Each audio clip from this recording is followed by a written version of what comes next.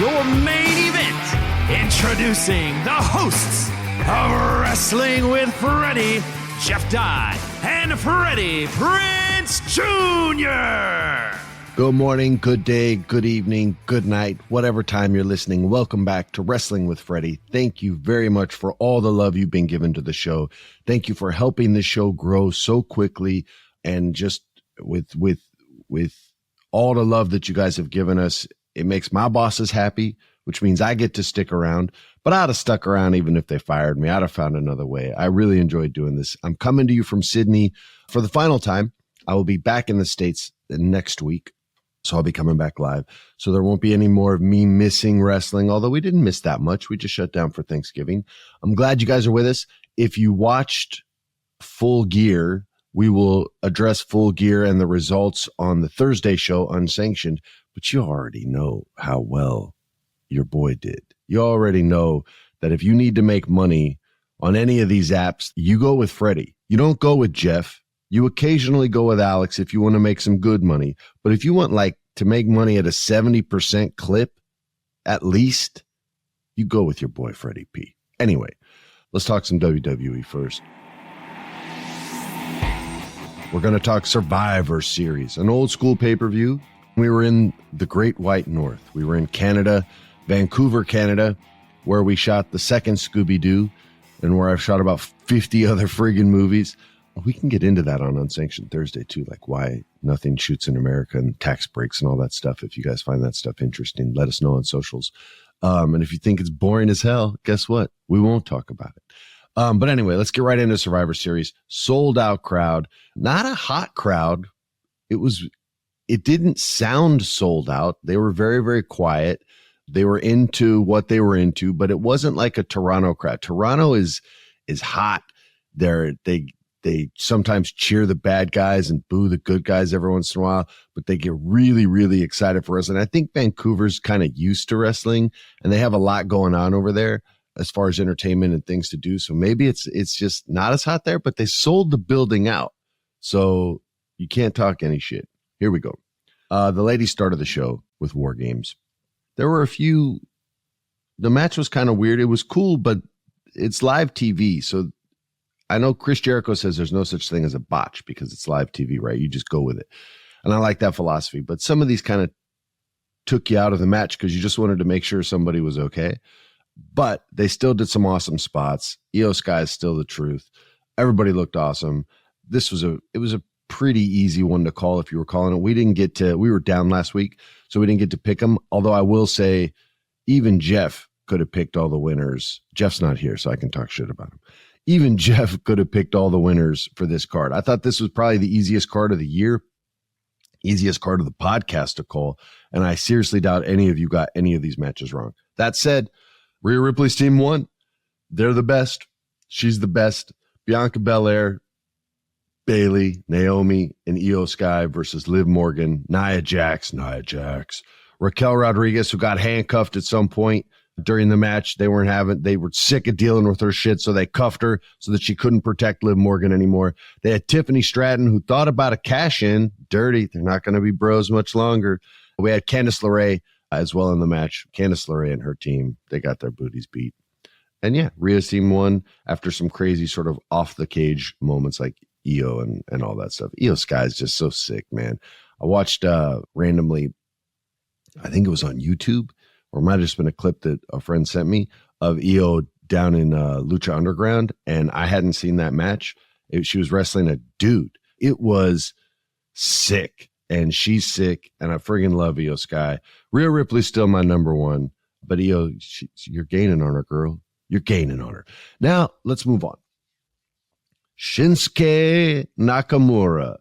Now, if you know me at all, you know that I love Japan. I love anything Japanese. If it's not Japanese, it's just not as cool as if it were. I drive Japanese car. Oh, you guys, by the way, a little side quest for you. The 69 Datsun Roadster, it's ready. She's ready. She's done. There was a fracture in the clutch disc, but that's fixed. That's put back in, and I'm going to start posting pictures of her on my social media soon. Alex, I think, has already seen a picture. If not, I'm going to send it to him in between shows. But she's ready. She looks great. She's cherry red. convertible. I got the hood off right now because it's summertime. Well, in California, it's always summertime, but it's hot. The hood's been off. She's just been chilling and purring, and pictures will be posted soon. I love Japanese cars. You guys have probably seen. If you don't follow me on social media, it's Real Freddie Prinze on Instagram. That's the only social media I have. Sometimes I post pictures of my cars, but my 280Z is on there. That's from 1976. It's all original minus the transmission, which we swapped out a 4-speed to a 5-speed so I could actually go on the freeways without the engine exploding. And it's an awesome, awesome car. But this Roadster, you guys, you're going to see me and the wife cruising to the beach, cruising on a date, hot dates when we get a sitter for the kids. That doesn't happen very often anymore. But you guys will see that coming out soon. It's a hot car. I love everything Japanese. Maybe that's why I like Io and Shinsuke more than every other wrestler in the world. But yeah, and I lived there when I was a little kid because my mom was a chef out there. So there's a little history about it. But I was a baby. I don't remember.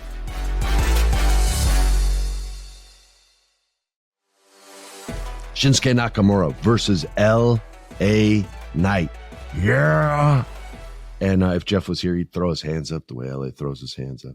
So anyway, first let's talk about, before we get into the results, let's talk about the LA Knight run, because I heard from some of my buddies they were bummed out on the title run that LA Knight had. They said it wasn't significant enough. They would have liked to have seen higher level dudes wrestling for that title. I think people are sleeping on Escobar because I feel like him and LA Knight, although LA's obviously better on the microphone than Escobar right now, but it's also Escobar's second language, which he speaks beautifully. They were saying they were a little disappointed in the title run of LA Knight. Here's where I would kind of push back on that. He never needed that belt. He didn't need it. He's too over. There's certain people who don't. Kevin Owens does not need a title. He's Kevin friggin' Owens. He's awesome on the microphone. He's awesome in the ring. He's got the crowd wrapped around his finger. He can literally do anything he wants in there. Does this sound familiar? Does it sound a lot like LA Knight? It should. He can do no wrong in the eyes of the public. The only time people complain are when these guys lose a title because they're like, oh, why'd they lose? So I think I understand why, because you want your favorites to be champions. But let's take out our want for a second and just look at it objectively. Titles are meant to help talent look great. That's their sole function, is to help talent look great. If you're the champ of champs, if you're Cody, you're representing an entire brand in the corporate era, obviously, since they went public in the way that John Cena had to. But it's still the same thing. Like the belt is to assist the wearer of the belt. Sorry for lack of a better term, the wearer of the belt, Freddie, Jesus. But yeah, LA Knight, I never thought needed it. And I've said this on the podcast. You can go back on earlier episodes and see that. And I've said this about Kevin Owens as well. There's just certain guys and certain girls that are so freaking good in every facet of the game. Like MJF does not need a title. It's awesome when they have them, but they can tell you stories that make you feel whatever it is they're fighting for is just as important as a world championship. Christ, Drew McIntyre and CM Punk fought over a bracelet that had his dog's name on it. Come on, man. The last time they did a dog storyline, the friggin', not One Man Gang, the cop. Who was the cop character? The Big Boss Man. The Big Boss Man was feeding dog food to Al Snow, was like the last time they did a doggy storyline. And then, no, that did not work. Don't be like, yeah, that was awesome. It was not awesome. But yeah, you don't need a title. The title is more a crutch, not a crutch. It's like a leg up. It's your friend giving you a boost to climb a wall you could climb on your own, but he's going to help you get over it quicker. So there's no disappointment, for me anyway, when a guy like LA Knight loses a belt or wins a belt. I don't get like, yeah, okay, he finally won. Like he's the man already. Whereas Shinsuke can really benefit from having the U.S. title. He's had it before. Now, granted, let's have the caveat that you always have to book them right. Okay, that should go without saying, but we're going to say it just so that nobody goes, yeah, but dude, they book it like shit. So as long as they book it right, cool. And I don't think they have with Shinsuke in the past. However, with him coming back, and if he's able to stay healthy, this can be a heel champion that people are having to climb a mountain to get to. And he's willing to cheat to win where our good guys won't. And since there's so many more baby faces than heels on the roster, whether it be SmackDown or Raw, it's so heavily dominated by baby faces. I think Seth Rollins has even spoken about this in an interview, saying how they need more heels. They got a couple, but he'd like it to be a bit more balanced. Now you have one, even though everybody loves Shinsuke, and even though he looks awesome, but you have a heel champion who can go in there and do the dirty things that make the crowd boo and get the responses that you want so other people can chase. But I love Shinsuke as a champion. I love it when he has gold around his waist. I like him more as a bad guy than a good guy. I don't think he needs to climb the mountain. I think he needs to be the mountain. And I love what they're doing with him, and I hope they continue to book it well. But they had an awesome match. They got all their stuff in. LA Knight's an older guy, and some of the stuff he does in there makes me nervous when they're doing, backflips off the top rope and landing. But he's a sick athlete, so I guess it's no big deal for him. It's a big deal watching it, though. But this was an awesome match. I really enjoyed it, and I loved the finish. I thought it was great. Moving on. Braun friggin' Breaker, y'all. The champ versus Ludwig, who has been stepping it up. He's good on the mic. He's good in the ring. He's got a cool character that has some good, unique motivation, with Gunther telling him, hey, you got to step it up on your own. I can't always be carrying the weight. And him sort of taking that to heart and forcing himself into this triple match with the third member, Sheamus, who we know and love. The Big Irish. I was going to call him the Big Irish Bastard, but Pac's the bastard, so we can't call him that. We love Sheamus, and this was going to be match of the night, I felt like, from Jump Street, or at least the one that would steal the show. War Games it's just too crowded to ever be a match of the night. There's so many stories. It's like almost like a mini Royal Rumble. You have to tell multiple stories within the match. So this is just one story with these three men. I think everybody knew Braun Breaker was going to win this match. Again, this was a really easy pay-per-view to pick winners on. There's money to be made on. I got to start using these apps. I got to download me some DraftKings and start making that money myself. But yeah, everybody knows Braun Breaker won the match. It was tons of fun. I felt like the hottest the crowd got was during this match, because I don't know, triple threats are just awesome, I guess. But even though the odds were stacked against him, Braun Breaker was going to Netflix with a belt around his waist. He wasn't going to be climbing mountains when he got there. He is the mountain. So yeah, so we got the awesome triple threat there. Let's move on. Well, no, we're going to move on. We'll talk more about Braun Breaker in January when they make the move, because I feel like that's when his stories will get a little bit better and more consistent. I feel like they're going to try to wrap some stories up for Monday Night Raw and then kind of start a new, sort of like a new season in a television show when they go there. And the January 6th show should be huge. They should have some re-debuts of people that have been gone for a long time. I'm anticipating that. Some special surprise guests and things like that. It should be an awesome show. I bet they probably do 3 hours too. That hasn't been announced already. I know they've been doing 2, but maybe they'll go back to 3 just to squeeze everyone in there. But let's get to the World Heavyweight Championship with Gunther versus Damian Priest, the Boricua, el campeón. The end of this match, I guess we can get into, but Damian Priest is freaking awesome. And I won't just leave it at that.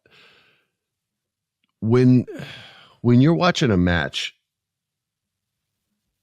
there are a lot of wrestlers out there who have awesome move sets, can really, really sell.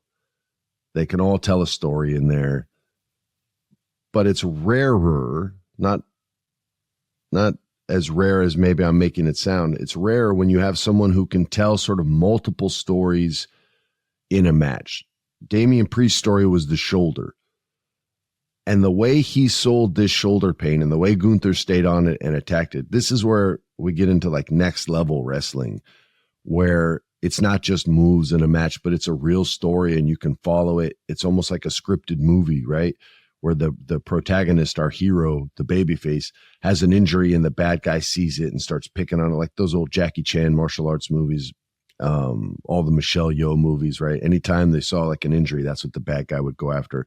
And the story of this match was the shoulder. Shawn Michaels probably the greatest at this on both sides of it, attacking the injured limb and having the injured limb.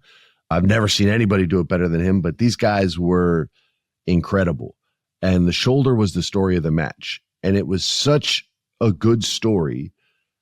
And Damian Priest made you believe in his comebacks so much that I didn't think it needed any outside interference. I felt Judgment Day interference would be sort of the last chapter that we already read and not a chapter that we were reading, but they went another way, and they brought Finn Balor in near the end of the match, and he hit him with his coup de grace off the steps, which isn't as impactful as when it's off the top turnbuckle. So I wasn't nuts about that either. And he nails Damian Priest with it. And then he gets kicked in the face for interfering with the match because Gunther's like, yo, I don't need your help, you son of a bitch. Get out of here. Kicked him in the face. Throws Damian back in the ring. Gets him with this like modified sleeper hold where he takes the injured arm up behind his head and then gets the sleeper on. And Damian goes to sleep, man. And he lost the freaking match. And the announcers had been saying, you know, if he loses, he goes back to the beginning of the line. You know, he won't be the number one contender anymore. So apparently we're going to get the destruction of Finn Balor or maybe the destruction of Damian Priest. I don't know. I would assume that it's the destruction of Finn Balor to keep Damian strong. But that can be the only explanation, is that what I thought was settled beef is unsettled beef. It's uncooked beef. It's raw. It's beef tartare. And they got to cook it up more. But we want our steaks medium rare, not well done. You don't want to overcook it. And this stuff between him and Finn Balor right now anyway, at least in that moment, felt overcooked and unnecessary, kind of took away from the match a little bit. Crowd wasn't into it. That was for sure. But we'll see where they go with it. I mean, look, Finn Balor's one of the greatest wrestlers in the world. He's the second Universal Champion, I believe. Maybe was it the first or second when he jacked his shoulder up with Seth Rollins? Anyway, they can give you a great match. There just has to be enough story for us to care about it, because it won't be for a championship. So that's why championships help, right? They assist. They take a lot of story away. The story is, I want your belt. Now the story is, screw you. You screwed me out of the belt again. And now they have to have some blow off fight, which I'm sure will be great. But yeah, it was a weird moment in the match. A very strange moment.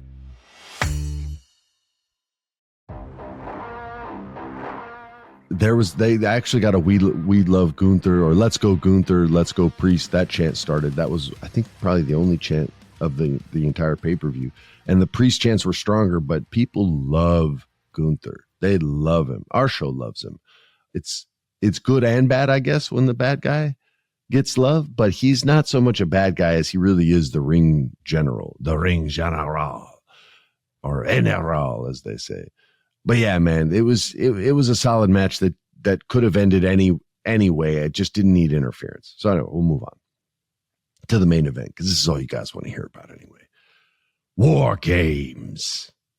The original bloodline, Roman Reigns, Sami Zayn, the Honorable One, the Usos, and CM Punk, who was brought into this group not because he's a member of the bloodline. He's not Samoan. He's not from Canada like Sami Zayn, French Canadian. But Paul Heyman, the wise man, who was very necessary in this story. The bloodline story is just the best thing in wrestling. And he calls him in on an episode of SmackDown, which you could all watch and see. I was going to say not everybody gets to see the pay-per-views, but they're not pay-per-views anymore. If you have Peacock, you get to see it. Or if you stream illegally, you get to see it.